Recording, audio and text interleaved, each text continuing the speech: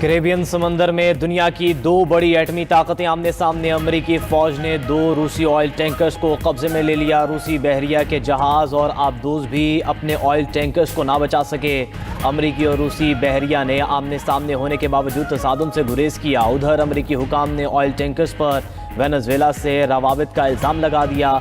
उनमें से एक बहरी जहाज पर रूसी परचम लहरा रहा था, जबकि दूसरे बहरी जहाज पर किसी मुल्क का परचम नहीं था। पाबंदियों की खिलाफ वर्जी पर किसी भी तेलबरदार जहाज के खिलाफ कार्रवाई होगी, चाहे वो दुनिया के किसी भी समंदर में हो।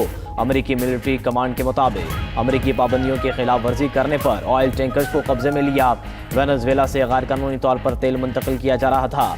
अमेरिका ने वेनेजुएला से तेल की मुंतकिली रोकने के लिए समंदर में नाकाबंदी की है।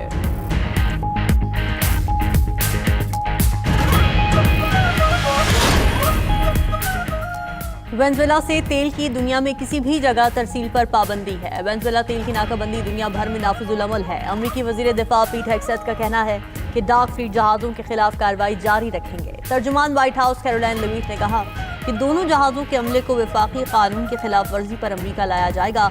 जहाज़ों के अमले पर मुकदमा चलाया जाएगा। बेलावन जहाज़ के अमले पर अब अमरीकी कानून लागू होगा। अमरीकी वजीर तवानाई बोले कि वेनेजुएला में जखीरा शुदा तेल फरोख्त किया जाएगा। अमेरिका वेनेजुएला की तेल की मार्केटिंग करेगा।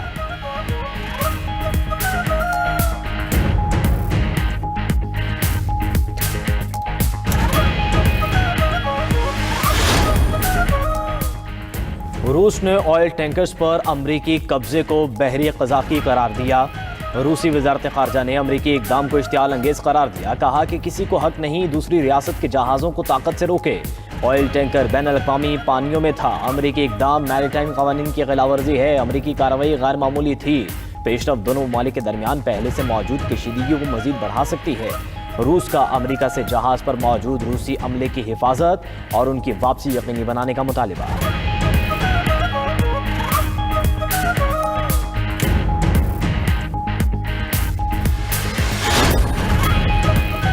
वेनेजुएला अमेरिका को $2 अरब का तेल बरामद करेगा। वेनेजुएला की अबूरी इंतजामिया 30 से 50 मिलियन बैरल तेल अमेरिका के हवाले करेगी। तेल मार्केट रेट पर फरोख्त होगा। रकम मेरे कंट्रोल में होगी। अमेरिकी सदर ट्रंप का कहना है कि मुदाखलत न करता तो रूस पूरे यूक्रेन पर कब्जा कर लेता। अमेरिका ना हो तो रूस और चीन को नेटो का जरा भी खौफ नहीं। वाहिद अमेरिका है जिससे चीन और रूस डरते हैं। अमेरिकी सदर डोनाल्ड ट्रंप ने नेटो पर शकूक व शुबहात का इजहार कर दिया। कहा कि मुझे शक है अगर हमें नेटो की जरूरत पड़ी तो वह हमारे साथ नहीं होगा। नेटो रुकन नॉर्वे ने मुझे नोबेल इनाम देने की मुखालिफत की।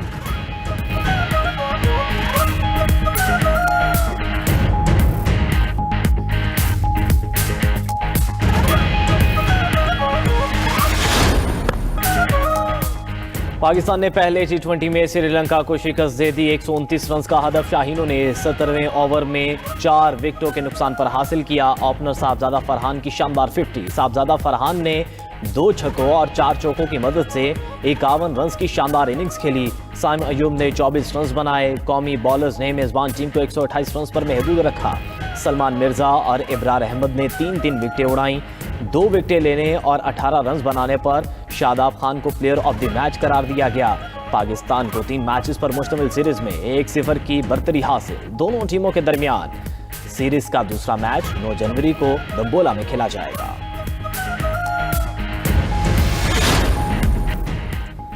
भारतीय मीडिया का बांग्लादेश क्रिकेट टीम से मुतल्लिक झूठ पकड़ा गया। आईसीसी ने बांग्लादेशी दरख्वास्त रद्द कर दी। भारतीय मीडिया को बेबुनियाद प्रोपेगेंडा। क्रिकेट वेबसाइट ने दावा किया था कि बांग्लादेश के मैच भारत से मुंतकिल नहीं होंगे। रिपोर्ट में कहा कि बांग्लादेशी टीम भारत ना गई तो पॉइंट नहीं मिलेंगे। बांग्लादेशी क्रिकेट बोर्ड ने भारतीय मीडिया की खबर को झूठा करार दे दिया। बयान दिया कि आईसीसी की ईमेल मिली है। आईसीसी ने सिक्योरिटी खदशात पूछे हैं। इंटरनेशनल क्रिकेट काउंसिल मिलकर काम करने पर तैयार है। बांग्लादेश ने भारत में सिक्योरिटी खदशात उठाए थे। वर्ल्ड कप के लिए अपनी क्रिकेट टीम भारत ना भेजने का ऐलान किया था। आईपीएल से बांग्लादेशी बॉलर मुस्तफिजुर रहमान को निकालने पर तनाज़ा शुरू हुआ।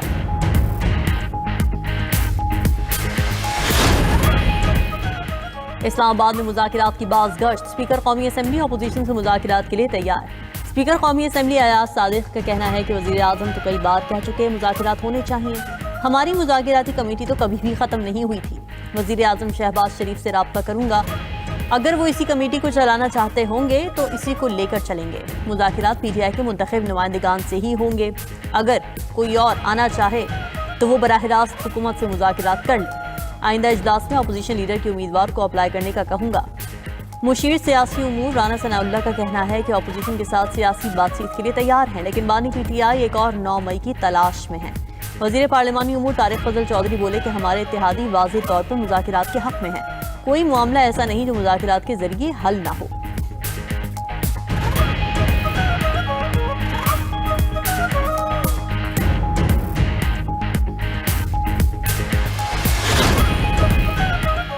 तहरीक इंसाफ की सीनियर क़यादत का इस्लामाबाद में इजलास। Chairman PTI barrister Gohar, Salman Akram Raja, Asad Qaiser की शिरकत। इजलास में तंजीमी अमूर के मामलात पर तफसीली गुफ्तगू हुई। 8 फरवरी को होने वाली अवामी आगाही मुहिम पर भी तफसीली मुशावरत। पीटीआई के सीनियर रहनुमा आज स्पीकर कौमी असम्बली अयाज सादिक से मिलेंगे। महमूद खान अशरफजई के बतौर अपोजिशन लीडर नोटिफिकेशन जारी करने का कहा जाएगा।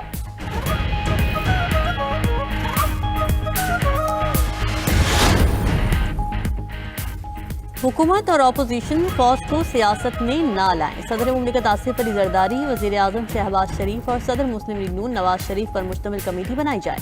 कौमी मुज़ाकिराती कमेटी के इजलास का एलामिया जारी। एलामी में कहा गया है कि ये कमेटी सियासी कैदियों के साथ मिलकर डायलॉग आगे बढ़ाए। सेनेट और कौमी असम्बली में फौरी तौर पर अपोजिशन लीडर तैनात किए जाएं। सियासी अफराद पर मुकदमात खत्म और खातिन वर्कर्स को फौरी रिहा किया जाए। सियासी कारकुनान की रिहाई से हुकूमत पर मुज़ाकिरात का एतमाद बढ़ेगा। इजलास में फवाद चौधरी बोले कि अपोजिशन रहनुमाओं से मुलाकात का मौका दिया जाए।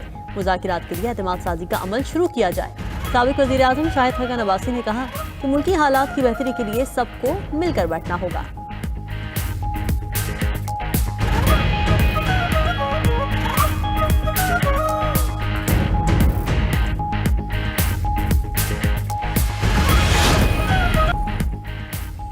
छोटे कारोबार के लिए कर्ज का हुसूल आसान बनाया जाए। दरमियानी कारोबार और ज़रूरी शोबों को भी सहूलियात दी जाएं। वज़ीर आज़म शहबाज शरीफ की इजलास में मुतल्लिका हुक्काम को हिदायत। कहा कि ज़राअत के लिए सर्विस प्रोवाइडर्स को तरजीही बुनियादों पर कर्ज दें। कारोबारी तरक्की मईशत के लिए रीढ़ की हड्डी है। वज़ीर आज़म की ज़ेर सदारत मुल्की बरामदात के फ़रोग़ पर जायज़ा इजलास भी हुआ। वज़ीर आज़म ने कहा कि बरामदात पर मुबनी तरक्याती अहदाफ का हुसूल हमारी तरजीह है। चावल की बरामदात बढ़ाने की हिकमत अमली बनाई जाए। तिजारती खसारे में कमी के लिए लाहे अमल तैयार किया जाए।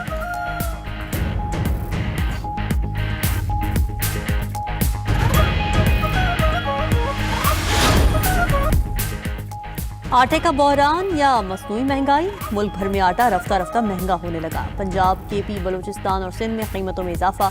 गुजरांवाला में 20 किलो आटे का थैला 1000 रुपये महंगा। 20 किलो थैले की कीमत 2650 रुपये तक पहुँच गई। 10 किलो आटे का थैला 1330 रुपये में बेचा जा रहा है। पेशावर में 20 किलो फाइन आटे का थैला 300 रुपये मजीद महंगा। आटा डीलर्स ने आटा मजीद महंगा होने का खदशा जाहिर कर दिया। कोयटा में 50 किलो आटे के थैले की कीमत 1000 रुपये बढ़ गई। हैदराबाद में 10 किलो आटे का थैला 1300 रुपये में मिल रहा है। उधर सिंध हुकूमत और फ्लावर मिल्स के दरमियान तनाज़ा। सिंध हुकूमत ने 2,20,000 टन गंदम का कोटा जारी कर दिया।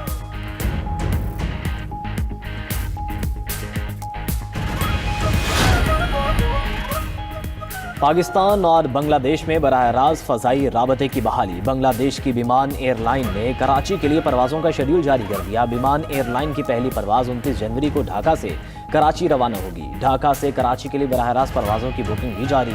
बुकिंग खुलते ही पहली परवाज़ों की तमाम टिकटें चंद घंटों में बिक गईं। इब्तदाई तौर पर विमान एयरलाइन कराची के लिए हफ्तावार 2 परवाज़ें चलाएगी।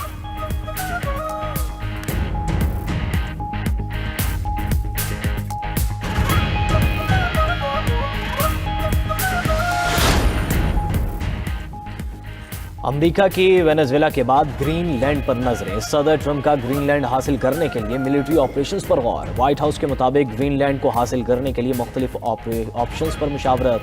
ट्रंप अपने मौजूदा दौरे हुकूमत में ग्रीनलैंड हासिल करने के ख्वाहां। डेनमार्क से इलाका खरीदने या जजीरे के साथ आज़ादाना वाबस्तगी का मुआहदा करने का इम्कान। ग्रीनलैंड की आबादी 57,000 और मादनियात से मालामाल है।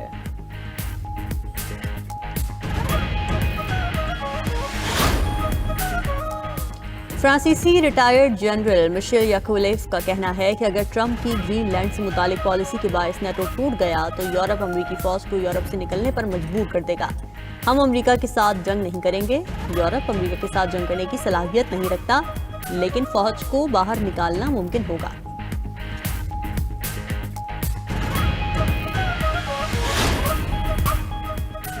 पाकिस्तान के घुड़सवार उस्मान खान का एजाज इंटरनेशनल इक्वेस्ट्रियन फेडरेशन की रैंकिंग में पहले नंबर पर आ गए। रैंकिंग में उस्मान खान ने 49 पॉइंट्स हासिल किए।